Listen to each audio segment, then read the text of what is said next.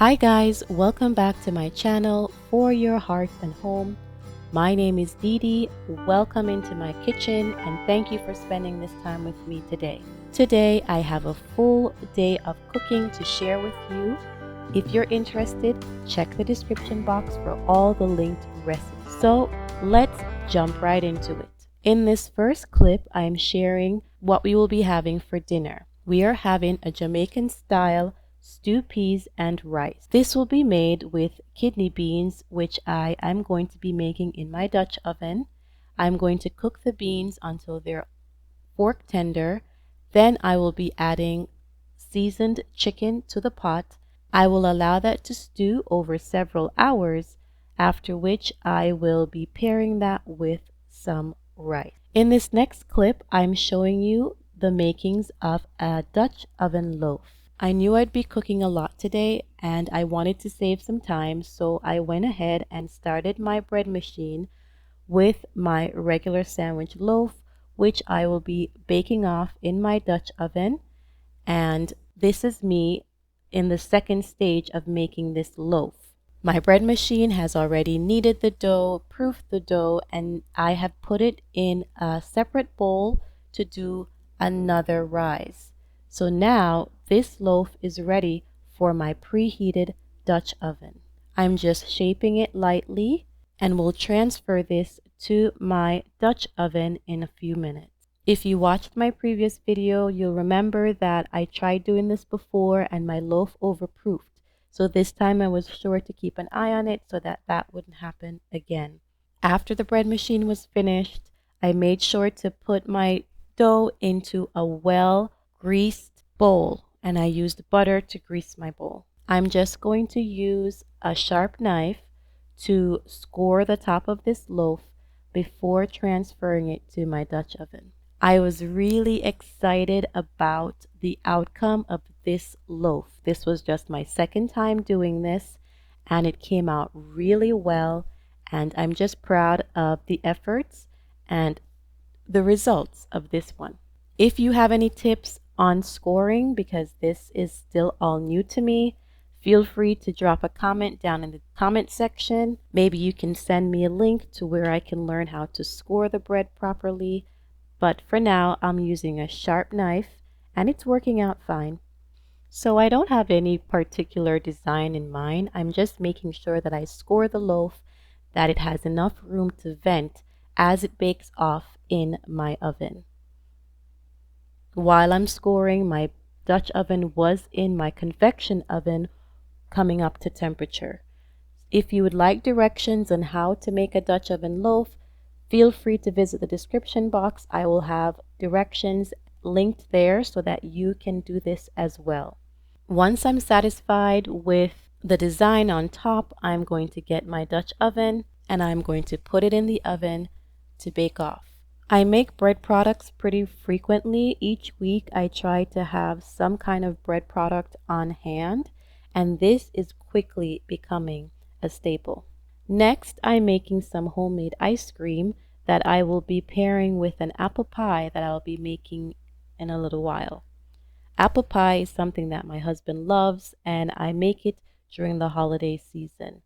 I don't like apple pie. My children are still not sure if they like apple pie, but again, I try to make it during the holidays as one of the options for dessert. He's still in the mood for apple pie, and so I'll continue to make it. And I'll continue to make ice cream that pairs well with that pie.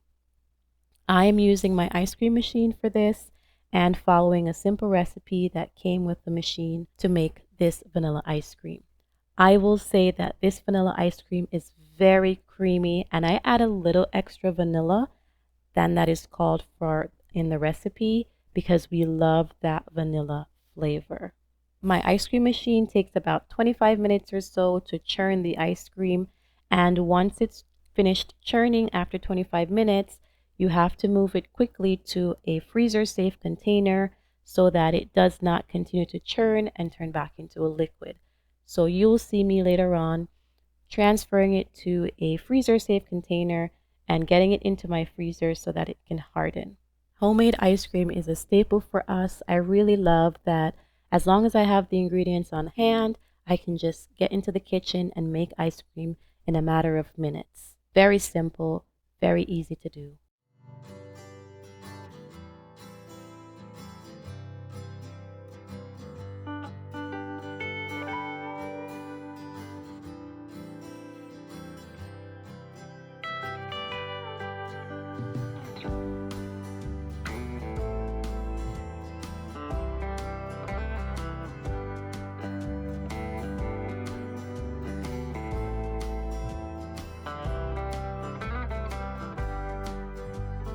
Next, I'm making some apple chocolate chip muffins for a snack for my children this week. I am a home canner, and once I go shopping each month, I like to pick up an extra bag of apples, which I then turn into applesauce. So we have a few containers of applesauce on the shelf, and I'd like to use those up. So I will be incorporating that into my muffin mix today to make apple chocolate chip muffins. I will try to find a recipe that's similar to the one that I'm using that you can use as well if you are interested in this recipe. I am just taking a very basic muffin recipe and adding the applesauce to it. It gives it a nice flavor. And I've made this maybe 2 or 3 times in the last couple of weeks, and my children really, really like it. So whenever I find something that they like and they snack on easily, I just go with it. It gives us a chance to use up ingredients that's already in our pantry, which is a bonus for me. Like I've stated in previous videos, I am a home canner. I can in small batches. I like to do that because I want to use ingredients that are fresh, and I have to depend on what I can find in my grocery store. I do not have a home garden, and therefore whatever I can find in the grocery stores on sale, I tend to use those and put those away when I can. Apples is something that we can always find no matter the season, and so whenever I find them on sale, I tend to buy them in bulk and can them. While my children may not enjoy eating applesauce much anymore, I still like to incorporate them in different recipes as it's a way to add extra nutrients and flavor. So this applesauce that I'm using was canned back in October, and it is still good, still fresh, tastes just like the day when I canned it. I'm going to use almost the entire pint here for these muffins, and again, my children just love this recipe.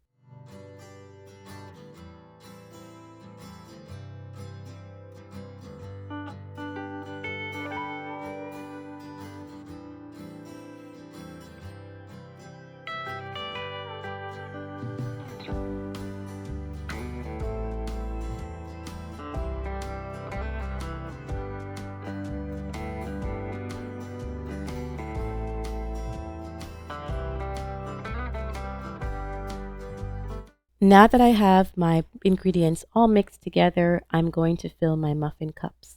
I'm using a silicone liner inside my ceramic muffin tin because it helps to remove the muffin from the container easily. This is the only thing I have been able to use that releases the muffin easily. So if you have any tips on how to get your muffin out of the container easily, feel free to drop the tips down below in the comment section. I got these muffin tins because I wanted to replace the metals in my kitchen. I was using regular metal containers, aluminum containers that other people were probably using too, and we wanted to just upgrade those, and so I was using this container that I found online. They're very heavy, and again, they have been working really well. So while I was getting my muffins ready for the oven, my ice cream machine went off, and I had to quickly move it to these freezer safe containers to get them into the freezer so that it wouldn't melt and return back to its liquid state. I love these freezer containers because they're very thick and the ice cream does not become freezer burned. My ice cream machine gives me approximately 2 quarts of ice cream each time, and I've found that I can only use it once per day. If I try to make 2 different kinds of ice cream, then my ice cream machine, because it doesn't get to harden up all the way, the second batch will always come out goopy. I store my ice cream bowl in the freezer. That way, whenever I want to make ice cream, my bowl is already frozen and I can just put the ingredients in and go and make the ice cream. The ice cream bowl in my hand can be stored in the ice cream machine itself when not in use, but you have to freeze the bowl at least 24 hours before you want to use it. So for ease of access and to make it simpler for myself, I just keep it in my freezer all the time when I'm not using it. Now, you guys, my Dutch oven loaf is done. It is beautiful. It smelled amazing. We're going to keep doing this, you guys. Keep doing. Practice, practice makes it so much easier. I was just in awe of how this came out. I'm so proud of myself, so happy that it worked out the second time around. The first time my loaf came out, it was great, it was gorgeous, it was delicious, but I knew I had to do a few things to improve it. And so that's the beauty of cooking, that's the beauty of baking. You get to try different things and you know what to do next time to make improvements. Here I am showing you with my thermometer that my Dutch oven loaf came up to temperature. It needs to hover around the 200 range, and so that's when you know that it is finished. And I'm showing you with my thermometer that my loaf came up to temperature, so it was cooked all the way through. Again, this was a delicious loaf. I don't even know why I was so nervous to try making these, but it worked out really well and I'm really happy with it. So I'm just going to move it to my cooling rack and get this really, really hot Dutch oven out of the way so I don't burn myself. And there you go, guys. Just take a look at it. It was phenomenal. So, so happy with the results here. I think I even did a happy dance. I was really that happy. All right, guys, next I'm showing you the makings of garlic knots. For lunch this day, we were going to have pepperoni pizza with some homemade garlic knots. I didn't show putting it into the bread machine. You guys have seen me prep my bread machine before in previous videos, but I just used my basic sandwich recipe, added some garlic and Italian seasoning to that recipe to create garlic knots. Now, it was a busy day in the kitchen, my loaf overproofed, and I'm here working the dough to get it back. It was a little loose, but it worked out fine, and the garlic knots were delicious. My only change would be to add even more garlic to make it that signature pizzeria flavor. But these worked out really well, despite the fact that the dough was a little bit overproof. But simply you just portion out the size that you would like the garlic knot to be. You can choose to roll it between your hands or roll it on your mat and then do a twist of the knot around your fingers to shape it. Once I have formed all of the knots, I'm going to now base each of them with a butter and seasoning mix. I melted butter and I added more garlic as well as some parsley to that mix, and I'm going to use my brush to base all of the garlic knots as best as I can. You want to layer on that butter. For this recipe, I was able to get 15 garlic knots and they were delicious, absolutely delicious. And this is something that I will be making more.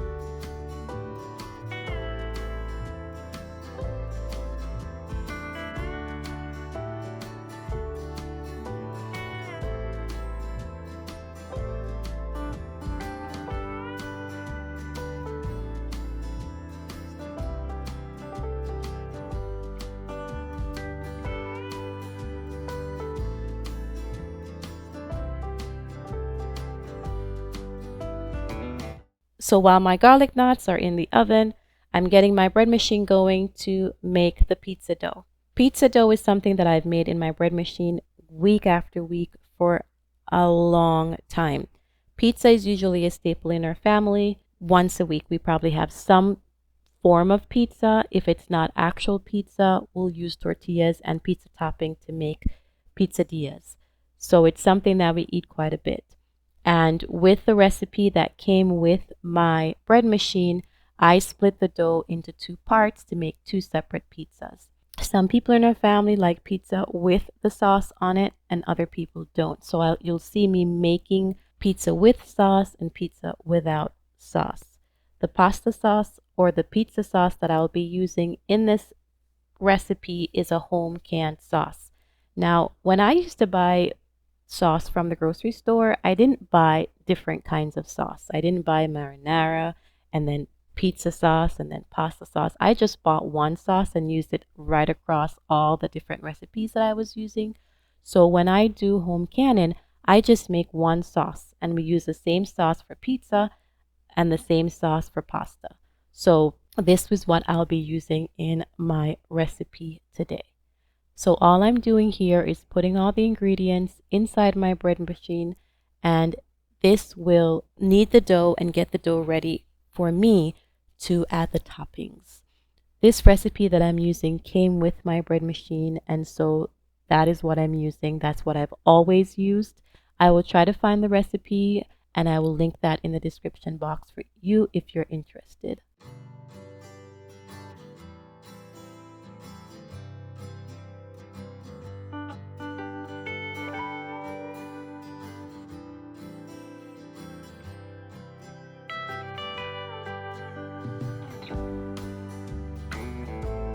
So next I'm going to work on my crust for my apple pie that I'll be making for my husband today. It's a very simple pie crust, and usually it will require that you put it in the fridge to set. I am working on very low time today, and I really don't like when I have put the dough in the refrigerator and then trying to roll it out.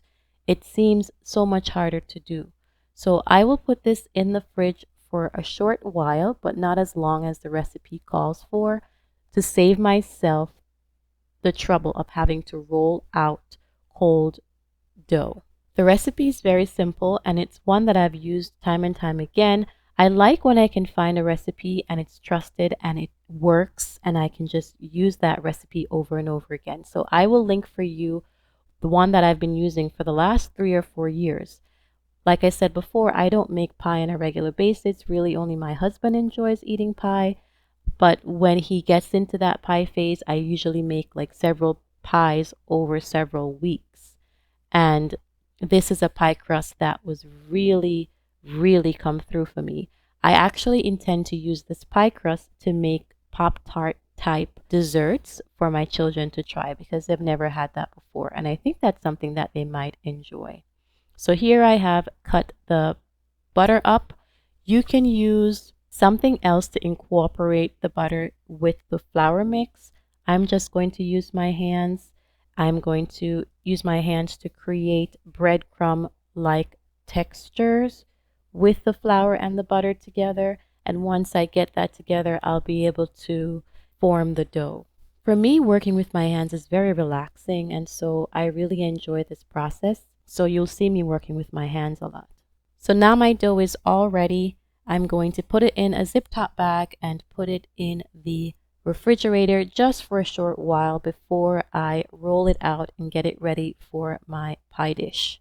While my pie crust is in the refrigerator for a short while, I'm going to work on the filling. So all the ingredients for this will be linked in the description box below in the recipe that I provide.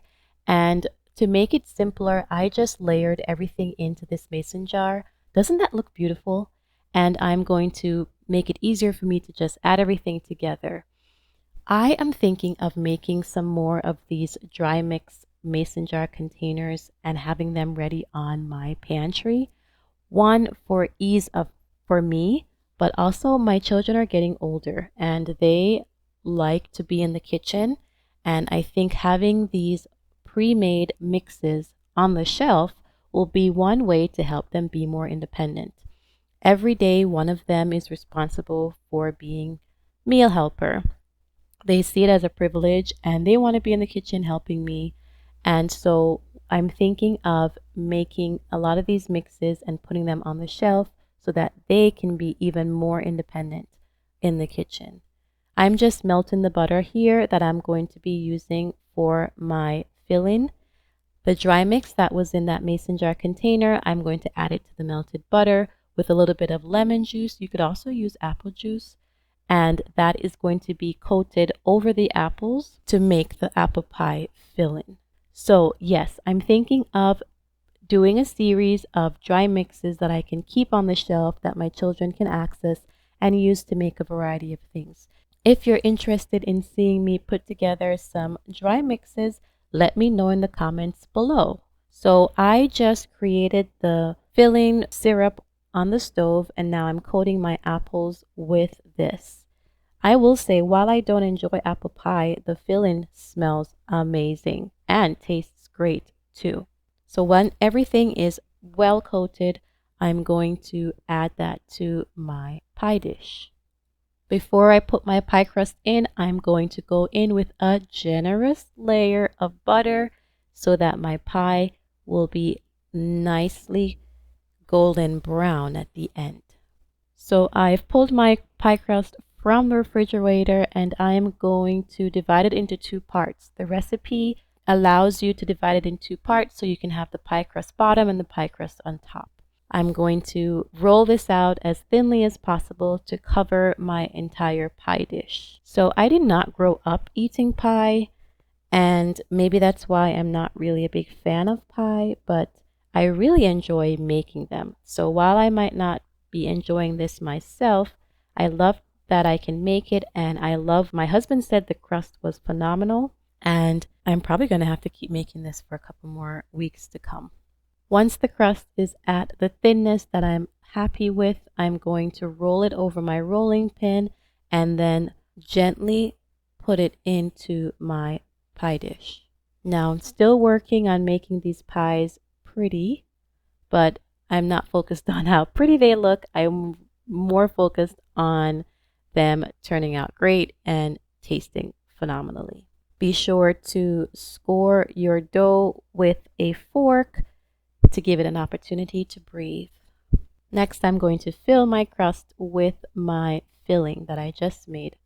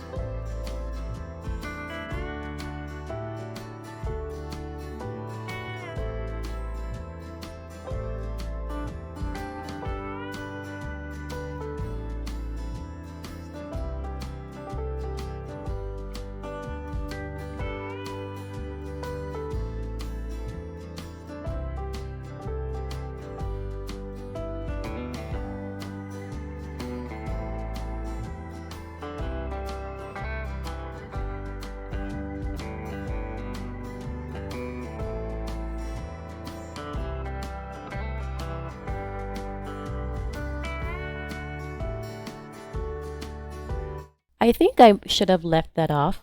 I'm not sure. I couldn't find my kitchen brush at this time to brush that on evenly, and I think that kind of ruined the end result or the look of the end result, not the taste. But the pie came out great. My husband loved it, and I definitely will be using this recipe again. My pizza dough is also ready, so now I'm going to take it from the bread machine and put it into the oven. So like I said before, I take the dough that comes out of the bread machine and I divide it into two parts so that I can make two different kinds of pizzas. Now you can take a rolling pin and roll these pizzas out as thinly as you would like. I just like to use my hands. I find that the pizza tastes better and gets a better consistency when I do not use my rolling pin. I like to just lightly oil the parchment paper that I'm using and as well as my hands so that the dough doesn't stick to my hands. I use grapeseed oil in most of my recipes. I used avocado oil for the longest time, but I'm having a hard time finding avocado oil at the stores that I shop at. I'm not saying that it's not out there, it's not on the market. It's just I'm not going all over town trying to find avocado oil. So I have recently switched to grapeseed oil because I can't seem to find this avocado oil that I really, really like. Anyway, grapeseed oil is also a very light flavored oil and does not change the taste really of any of the recipes that I use it in. I don't cook with olive oil, even though I know it's called for in many recipes. It's just a preference. I choose not to use it, and I either use avocado oil or grapeseed oil. So I'm going to use my hands to spread this dough as thinly as possible, and then I'm going to go in with my fork and I'm going to score the dough so that it has an opportunity to breathe. And then I'm going to top it with a cheese blend that I made. In my previous video, I shared that I'm experimenting with different types of cheeses. And so I'm using up some gouda that I still had in the refrigerator. I'm using mozzarella cheese. I'm also using Parmesan cheese as well. So I'm going to use that cheese blend to top my pizza, as well as the home canned pasta sauce I mentioned earlier. We're not super adventurous in this house, and so our pizza toppings are very simple: cheese and pepperoni, or just cheese. I like to keep our menu very simple. They're easily replicated, and I don't have to keep a ton of ingredients on hand to be able to make something delicious. All right, so it's time to get my pizza in the oven. I'm going to pull my garlic knots out and wait to put the second pizza in. The garlic knots came out really, really well. Once they were out of the oven, I had a little bit of that butter mix left over, so I just used my brush to brush right over the warm garlic knots, and again, they tasted phenomenally. All right, guys, so like I said before, for dinner this day, we were having Jamaican-style stew peas and white rice. I did not include all the steps for making stew peas, but if you're interested, I can show that in a future video. I paired that with some white rice, and it made for a very delicious meal. You'll also see that I also made 2 cartons of ice cream today that will be paired with the apple pie. The apple pie at this point was still in the oven. Here you have the muffins that I made, as well as Dutch oven loaf that looked amazing, as well as the pizza and the garlic knots. Like I said before, the apple pie was in the oven, but we were all hungry and it was time to sit down and eat. Everything baked off really well and tasted phenomenally. For all the recipes, check the description box below. Here is a clip of the apple pie once it was finished. Like I said before, I'm not sure I'm happy with the end result. Just the look of it, the taste of it was phenomenal, but I don't think I'm going to be adding that syrup to the top again. But you know what? It worked out fine. You live and you learn. Thank you so much for spending some time with me in my kitchen today. I hope you'll come by again next time to see what I have prepared. Like and share these videos. Subscribe to help me grow in this space. Thanks so much, and see you next time.